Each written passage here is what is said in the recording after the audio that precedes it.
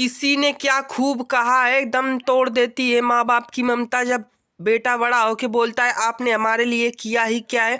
नमस्कार साथियों, आपके सामने एक छोटी सी कहानी प्रस्तुत करने जा रहा हूँ जो कि आपको बहुत ही पसंद आएगी।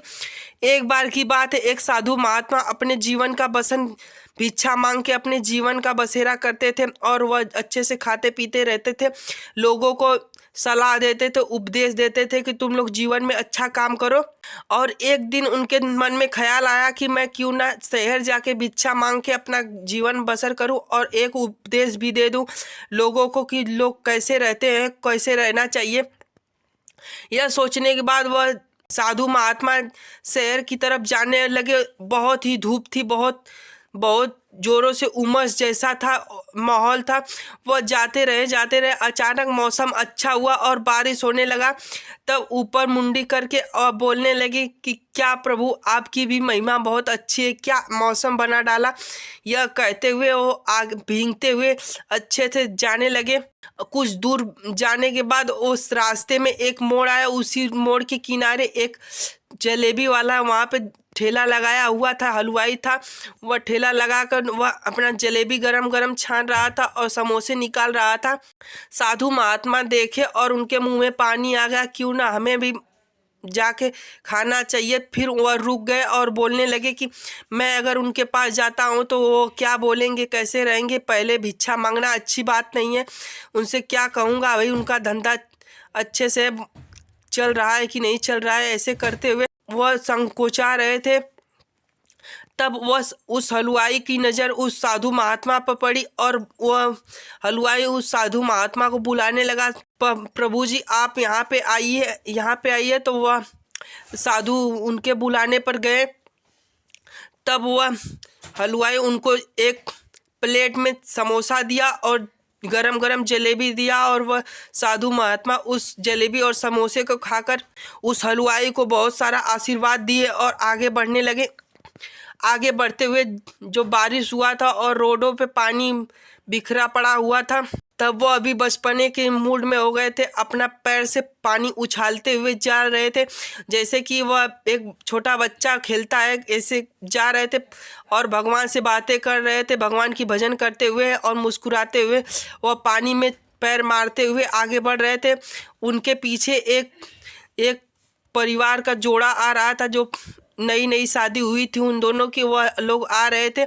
अचानक साधु महात्मा जो पानी मार रहे तो उनका छींटा उस औरत के साड़ी पर पड़ गया। तब वह साड़ी पर पड़ने के बाद तब वह उसके साथ का आदमी वह गुस्से में तनतनाते हुए आया और बाबा से ऊंची आवाज में बात करने लगा और उनको बुरा अपशब्द कहने लगा। वह सुनने के बाद वह बहस होती रही और वह बहस इतनी हो रही थी, उसी दौरान उसकी औरत बोलने लगी कि तुम रुक जाओ, इनसे बाबा से बात ज़्यादा मत करो, उनसे लड़ो मत, झगड़ो मत। यह सुनने के बाद और उस आदमी का गुस्सा और बढ़ने लगा कि वह बाबा मेरे औरत के साड़ी पर कचरा पड़ा दिए हैं। यह सोचने के बाद और वह गुस्से में होने के बाद वो इतना गुस्सा हो गया कि बाबा को एक पटाखा जमा दिया और बहुत तेज से जमाया। तो फिर वह बाबा ऊपर देखने के बाद बोलने लगे, प्रभु मौसम इतना गर्म था और उसके बाद ठंडा हुआ, उसके बाद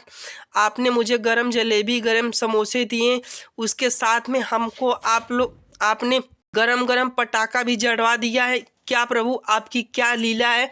यह बोलते हुए साधु जी जाने लगे। वह जोड़ा भी आगे निकल गया, जाते जाते जा रहा था। उनकी नई नई शादी थी, वह अपने घर पे जा रहे थे। घर पे जाने के बाद उनका घर थोड़ा ऊंचाई पर था। वह ऊंचाई पर सीढ़ी लगी हुई थी। सीढ़ी पर सोचे कि वह आदमी तो गुस्से में तनतनाता हुआ तो गुस्से में ही था। वह सोच रहा था बाबा को कुछ शब्द बोलते हुए आगे बढ़ रहा था, बाबा को उल्टा सीधा बोलते हुए।